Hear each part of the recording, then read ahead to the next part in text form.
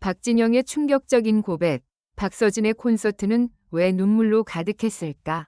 공연장은 늘 환호로 시작한다. 하지만 그날 밤 서울의 한 대형 공연장은 박수보다 먼저 울음소리가 번졌다.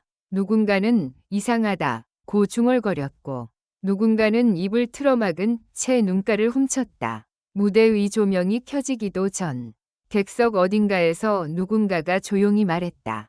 오늘 뭔가 있어. 그 뭔가는 단순한 감동이 아니었다. 공연이 끝난 뒤 예상치 못한 인물이 극장 뒤편에서 입을 열었다.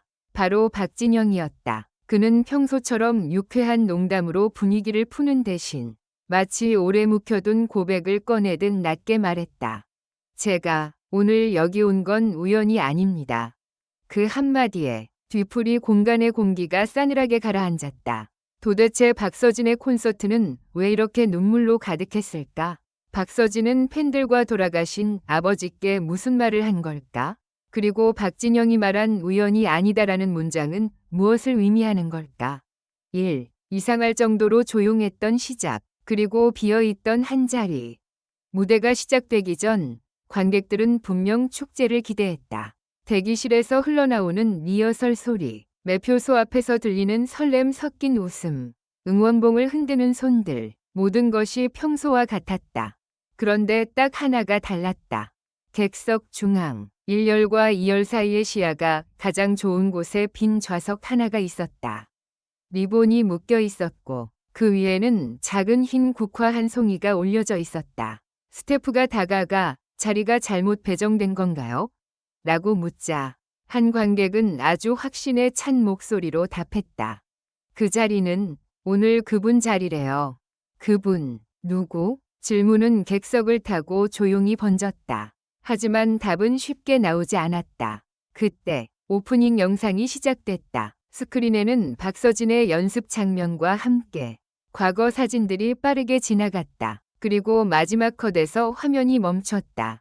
낡은 흑백 사진, 젊은 남자와 어린 박서진이 손을 잡고 있었다. 자막은 딱 한 줄이었다. 아버지, 오늘도 제 노래 들으러 오셨죠? 그 순간 객석 여기저기서 숨을 삼키는 소리가 들렸다. 누군가는 그때부터 울기 시작했고 누군가는 끝까지 참으려 했지만 결국 무너졌다.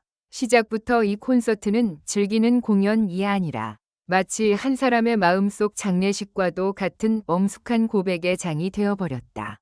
2. 박서진의 첫 멘트가 바꿔버린 분위기.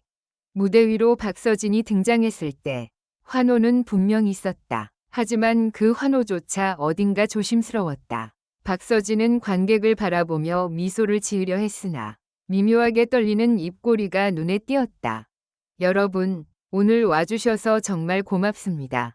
평범한 인사였다. 그런데 그는 다음 말을 잠시 멈췄다. 마치 목 안쪽에 걸린 단어가 쉽게 나오지 않는 사람처럼. 그리고 마이크를 들고 객석의 빈 좌석을 바라보며 말했다. 오늘은요, 제가 노래를 잘 부르는 날이 아니라 정직해지는 날이에요. 정직해지는 날. 그 말이 나온 순간 박서진의 눈가가 붉어졌다. 그리고 관객들은 직감했다. 오늘은 단순히 추억을 꺼내는 콘서트가 아니다. 오늘은 박서진이 무대 위에서 어떤 비밀을, 어떤 후회를, 어떤 약속을 말로 꺼내버릴 밤이다. 3. 아버지, 저는 도망치고 싶었습니다. 첫 번째 반전의 고백.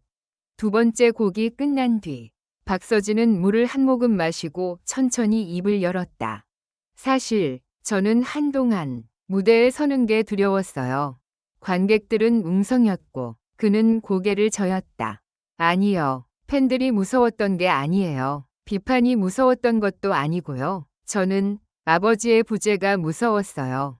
그는 잠시 고개를 숙였다. 무대 위 조명이 그의 머리칼에 닿아 반짝였고 그 반짝임이 이상하게도 눈물 같은 착각을 일으켰다. 아버지가 안 계신데도 제가 웃고 노래하고 박수 받는 게 죄 짓는 것 같았어요. 그래서 어느 날은 차라리 도망치고 싶었습니다. 그 말이 떨어지자 객석에서 누군가가 크게 흐느꼈다. 아니에요. 라고 외치는 팬도 있었다. 그러나 박서진은 계속했다. 그런데요. 저는 도망치지 못했어요. 왜냐하면 아버지가 제게 남긴 말이 있거든요. 이제 관객들은 숨을 쉬는 것조차 잊었다. 4. 팬들에게 남긴 두 번째 메시지, 여러분이 제 증인입니다.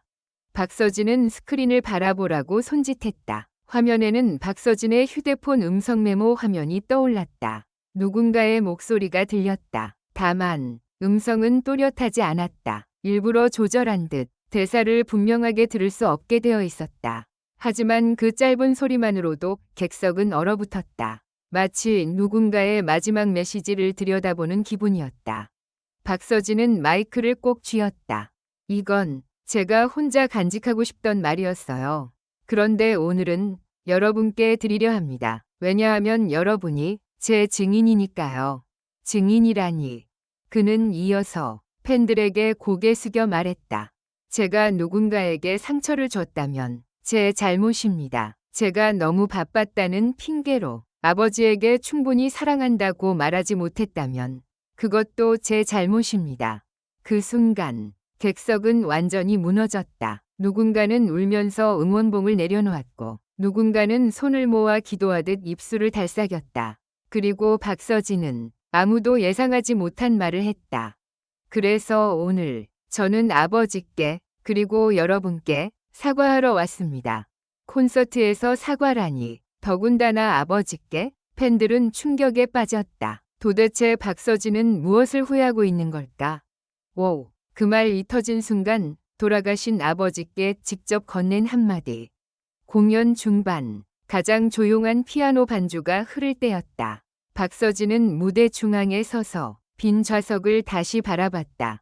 아버지, 저는 그날, 그는 말을 잇지 못했다. 손등으로 눈가를 닦고 숨을 크게 들이켰다. 그리고 마치 오래 준비한 문장을 꺼내듯 천천히 말했다. 아버지, 제가 늦었어요. 정말 늦어서 죄송해요. 그 한마디는 날카로운 칼처럼 객석을 가르며 들어왔다. 늦었다는 말은 단순한 시간의 개념이 아니었다. 어떤 마지막 순간을 놓친 사람만이 할 수 있는 말. 어떤 이별을 미뤄둔 사람이 평생 끌어안는 말. 박서진은 곧바로 관객을 향해 말했다. 여러분, 제가 오늘 이 말을 하는 이유는 여러분도 혹시 누군가에게 사랑한다는 말 미뤄두고 있지 않나요? 제발 오늘 집에 가면 말해요. 오늘 말해요. 그날 공연장의 눈물은 박서진만의 눈물이 아니었다. 관객 각자의 미뤄둔 말, 미뤄둔 후회, 미뤄둔 사랑이 한꺼번에 터져나온 눈물이었다. 6. 그리고 등장한 박진영, 저도 그 말을 들었습니다. 공연이 끝나고 백스테이지는 전쟁터처럼 어수선했다. 꽃다발이 쌓였고 스태프들의 무전이 끊임없이 오갔다. 박서진은 목이 잠긴 채 대기실에 들어갔고 그의 주변은 누구도 쉽게 다가가지 못하는 분위기였다. 그때 검은 모자를 눌러쓴 한 남자가 조용히 들어왔다. 박진영이었다. 그는 박서진에게 다가가 말없이 등을 두드려 주었다. 그리고 스태프 몇 명과 함께 짧은 대화를 나눈 뒤 밖으로 나왔다. 기자도 카메라도 없었다. 그런데도 그가 입을 열었다. 오늘 제가 들은 말이 있습니다. 사람들이 숨을 죽였다. 무대 위에서 박서진 씨가 한 말, 늦었다는 그 말, 사실은 누구에게나 해당되는 말이에요. 저도 그 말을 들은 순간 제 아버지 생각이 났습니다. 박진영은 잠시 말을 멈추더니 아주 조용히 덧붙였다. 그런데 여러분, 오늘의 진짜 충격은 그 고백이 즉흥이 아니었다는 겁니다. 즉흥이 아니었다? 누군가가 무슨 말씀이세요? 라고 묻자 박진영은 고개를 들지 않은 채 말했다. 박서진 씨는 오늘 관객 앞에서 울기 위해 무대에 오른 게 아닙니다. 그는 어떤 약속을 지키기 위해 올라갔어요. 그리고 그 약속의 증인은 팬들이죠. 약속, 증인, 사과, 늦었다. 퍼즐 조각들이 맞춰지듯 관객들은 깨닫기 시작했다. 오늘의 콘서트는 단순한 공연이 아니라 박서진이 아버지께 끝내 못했던 말을 팬들 앞에서 대신 전하는 의식이었다. 그가 살아남기 위해 그리고 다시 노래하기 위해 반드시 거쳐야 했던 통과위례였다.